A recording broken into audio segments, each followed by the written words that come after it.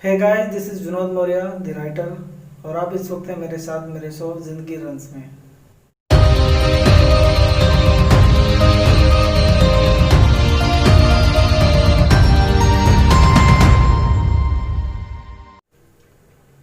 दोस्तों, आज मेरा जन्मदिन है और मैंने सोचा था कि दूसरा एपिसोड में किसी सेलिब्रिटी के साथ ही डालूंगा, लेकिन इस बीच एक ऐसा हादसा हुआ है या एक ऐसी अनकही घटना घट गई है जो पूरी इंडस्ट्री को बहुत ही गहरा सदमा लगा है।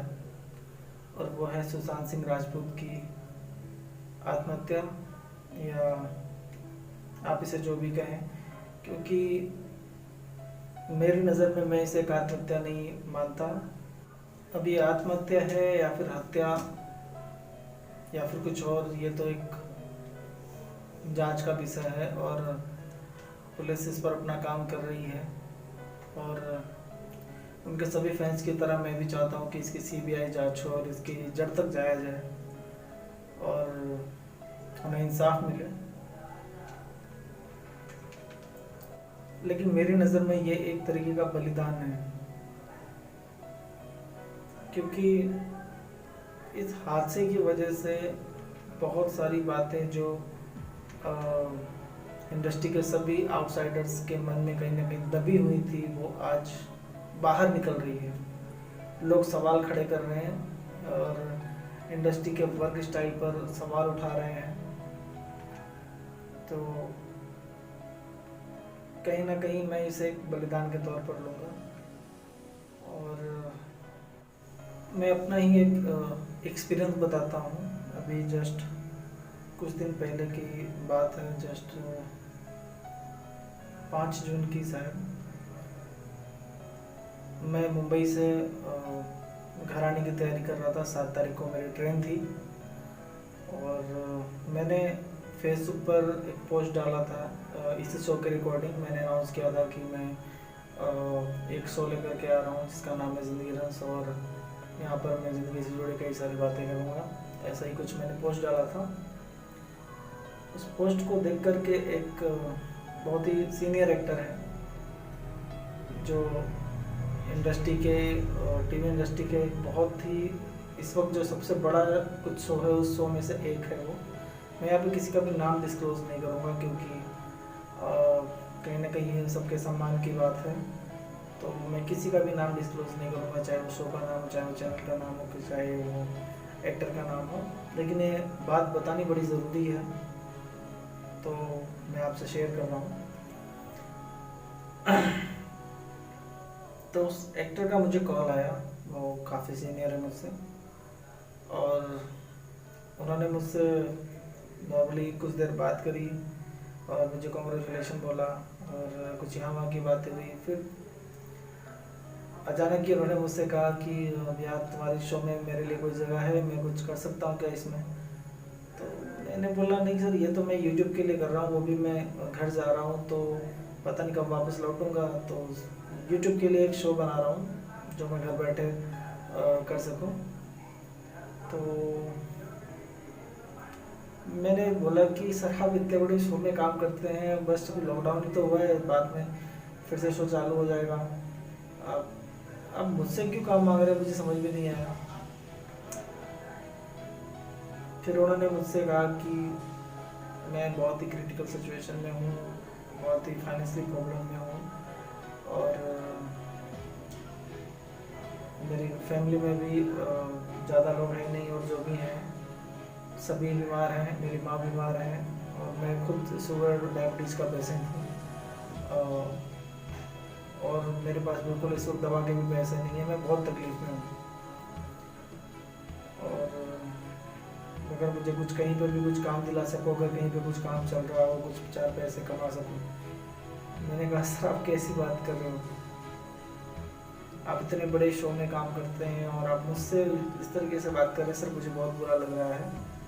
और मैंने उनसे फ्रेंकली कहा कि मैं इस कंडीशन में बिल्कुल भी नहीं हूँ कि मैं आपकी कोई मदद कर सकूँ, फाइनेंशियली कोई मदद कर सकूँ। तो वो कहीं बिल्कुल निराश हो गए, बिल्कुल उदास हो गए। उस वक्त मैंने जो एक फ्रिक्वेंसी महसूस की कि वो एक्टर इतने डिप्रेशन में थे, मुझे अचानक ही महसूस हुआ कि यार मैं अगर इस वक्त मैंने इनको निराश कर दिया तो शायद कहीं ना कहीं वो टूट जाएंगे और पता नहीं कैसा स्टेप ले लें। तो मैंने तुरंत ही उन्हें समझाया। सबसे पहले तो मैंने उन्हें बहुत अच्छे तरीके से समझाया कि सर कुछ भी हो, हम आपके फैंस हैं और आप किसी भी कीमत पर डिप्रेशन में मत जाइएगा, कि आप किसी भी कीमत पर कोई ऐसा स्टेप मत उठाइएगा। जो भी हो सकेगा, जैसे भी हो सकेगा, मैं खुद नहीं कर सकता, मैं आप तक मदद ज़रूर पहुंचाऊंगा, कैसे भी करके पहुंचाऊंगा, लेकिन आप कोई भी इस तरह की कोई भी उलझुल हरकत मत करना। आप बिल्कुल काम हो जाइए, शांत हो जाइए, अपने आप को ऊपर वाले के भरोसे छोड़ दीजिए, ऊपर वाला सब ठीक कर देगा। मैंने उन्हें तसल्ली दी और उसके बाद मैंने वो जो कॉल रिकॉर्डिंग थी और उनकी फ़ोटो और उनकी जो करंट सिचुएशन है वो लिख करके मैंने उनके शो में काम करने वाले जितने भी एक्टर्स थे, जितने भी टीम मेंबर्स थे, उनके डायरेक्टर्स को मैंने मैसेज किया व्हाट्सएप पे, फेसबुक पे, जो भी जहाँ पे भी था, सबको मैंने मैसेज कर दिया। मुझे बड़ा दुख हुआ कि किसी का भी मुझे रिप्लाई नहीं आया, किसी का भी रिप्लाई नहीं आया। और रिप्लाई तो बहुत दूर की बात है, किसी मुझे लगा कि हो सकता है शायद मुझे रिप्लाई ना आया हो, उनके पास कॉल आया हो। आधे घंटे बाद मैंने कॉल करके पूछा तो उन्होंने बताया नहीं, किसी का भी कॉल नहीं आया। लेकिन सडनली मुझे डायरेक्टर का मैसेज आया, उन्होंने बोला कि आपका मैसेज मुझे मिल गया। उन्होंने मुझसे वादा किया कि वो जो भी हो सकेगा उनकी हेल्प करेंगे। और बाद में मुझे पता चला कि उन्होंने भी उनकी फाइनेंशियली हेल्प की और साथ में जो प्रोड्यूसर हैं, प्रोड्यूसर ने भी उन्हें कॉल किया और सामने से उनका जितना भी पेमेंट बाकी था वो पेमेंट भी दिलवाया और साथ में आगे भी मदद करने की बात कही। तो तब जाके मुझे तसल्ली हुई। और इस वक्त मैंने उनको बोला भी था कि आप जब भी चाहें तब भी आप मुझे कॉल कर सकते हैं, जितना चाहें आप मुझसे बातें शेयर कर सकते हैं। आप अगर किसी और से बात नहीं कर पा रहे, कोई आपका फ़ोन नहीं उठा रहा है, कोई बात नहीं, आप मुझसे बात कीजिए, जी भर के बात कीजिए, जितना आप बात करना चाहते हैं। तो आप यकीन नहीं मानेंगे, वो हर दूसरे दिन मुझे कॉल करते हैं और तकरीबन 1-1 घंटे बात करते हैं। मुझे बहुत दुख हुआ कि इतने सारे कलीग्स, इतने सारे एक्टर, वो उस टीम में तकरीबन 15 साल से काम कर रहे हैं उस पूरी टीम के साथ। उसमें से एक भी कलीग्स ने मेरे मैसेज भेजने के बाद उन्हें कॉल भी नहीं किया। और उस दिन जब ये न्यूज़ मिला कि सुशांत सिंह राजपूत ने आत्महत्या कर ली, उसके बाद उन्हीं लोगों के मैंने पोस्ट देखे फेसबुक पे, इंस्टाग्राम पे, यहाँ वहाँ जहाँ भी थे वो, कि मेरा कोई भी साथी अगर मुसीबत में हो, डिप्रेशन में हो या परेशानी में हो तो बेझिझक मुझसे बात करें, और पता नहीं क्या क्या। तो मुझे बड़ी हंसी आई। और ये है टीवी इंडस्ट्री या बॉलीवुड का एक दोगला चेहरा। वो कहते हैं ना, हाथी के दांत खाने के और दिखाने के और।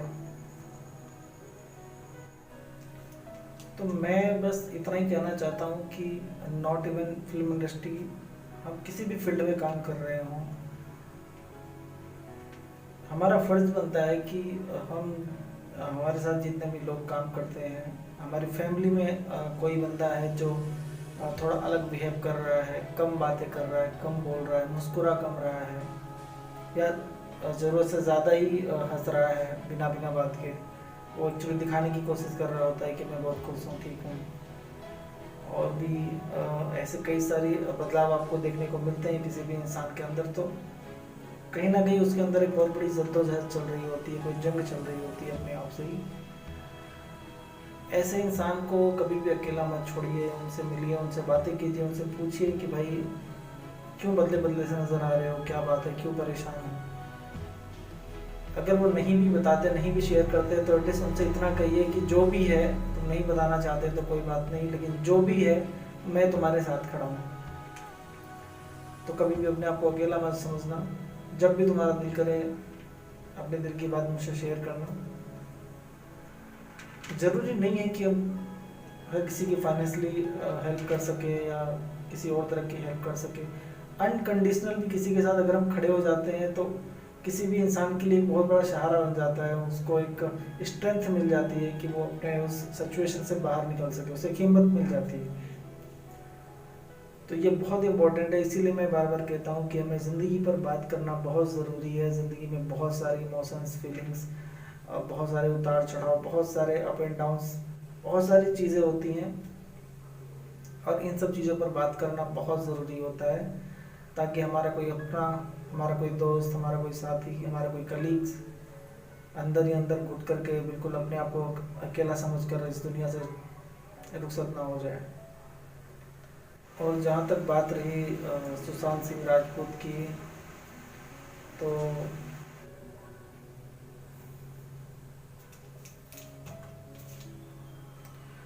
दोस्तों ये तस्वीर देख रहे हैं आप, ये मेरी ही एक पुरानी तस्वीर है, अराउंड 2011-12 की।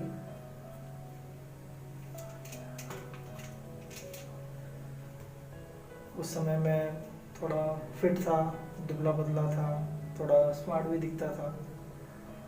और उस टाइम ही टीवी पर पवित्र रिश्ता शो आता था जी टीवी पर, और इस लुक की वजह से मेरी फैमिली और कई सारे लोग मुझे मानव मानव मानव कह के बुलाते थे, क्योंकि मानव पवित्र रिश्ता में जो सुशांत सिंह ने कैरेक्टर किया था उस कैरेक्टर का नाम था। और ये बिल्कुल वैसा ही लुक था जिसकी वजह से लोग मुझे भी मानव मानव करके बुलाते थे।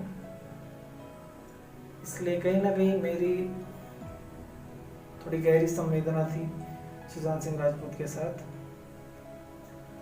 और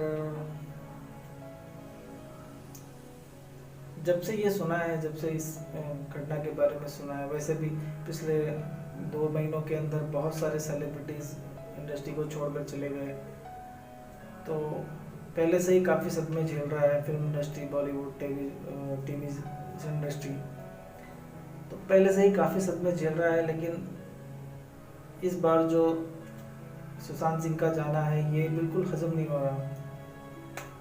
एक 34 साल की एज, जब काम और कामयाबी को उनके सामने बाहें खोलकर खड़ा होना चाहिए था, तो अचानक ये मौत कहाँ से उनके सामने आई, ऊपर वाला ही जाने। लेकिन ये इंडस्ट्री के लिए एक बहुत बड़ा लॉस है, स्पेशली आउटसाइडर्स के लिए, जिनको बहुत उम्मीदें थी, बहुत ही कहीं ना कहीं सुशांत सिंह राजपूत की लाइफ से ये लगता था कि अगर हमारे अंदर टैलेंट है तो देर सवेर हम भी अपनी जगह बना ही लेंगे। तो बहुत उम्मीदें थी, बहुत आशाएं थी सुशांत सिंह राजपूत से कि आगे चलकर वो और भी बड़े बड़े काम करेंगे, हमें और भी बेहतरीन फिल्में देंगे। लेकिन अफसोस ये नहीं हो सका और वो हमें छोड़कर आज चले गए।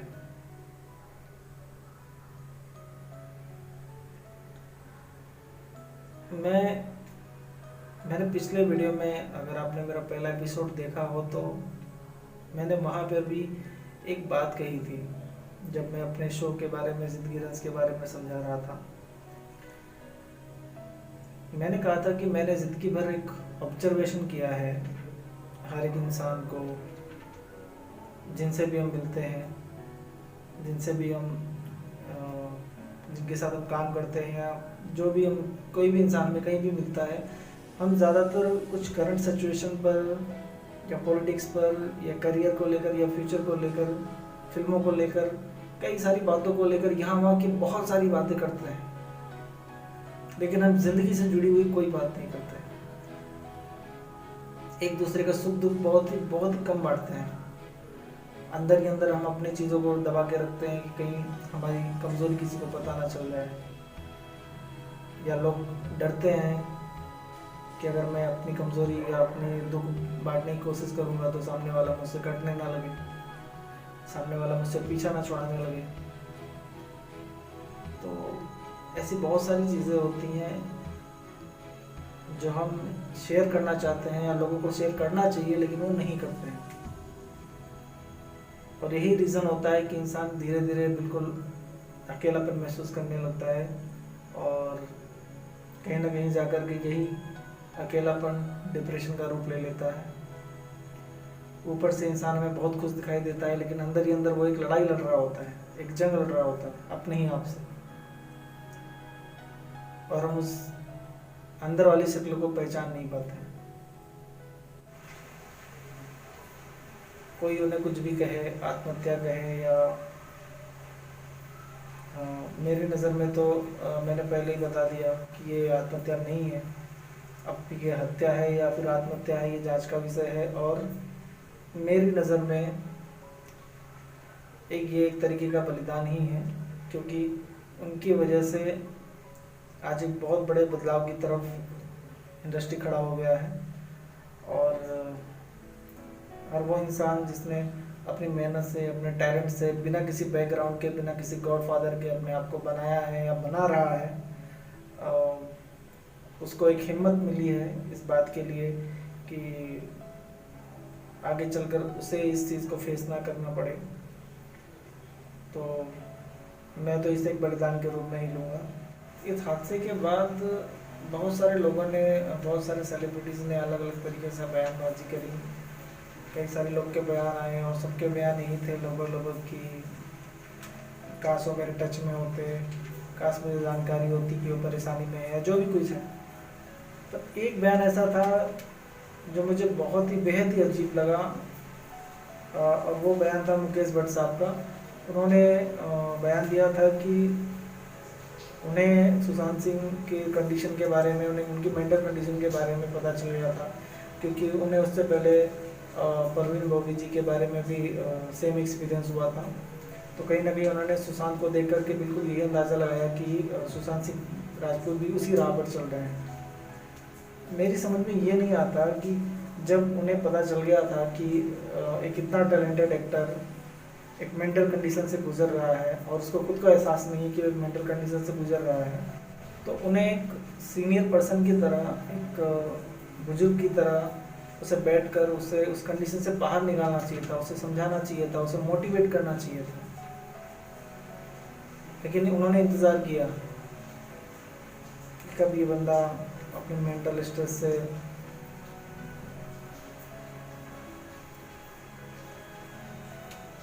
ये इंडस्ट्री के चेहरे हैं और हम इनसे काम पाने की उम्मीद लिए बैठे रहते हैं, इंतज़ार करते हैं।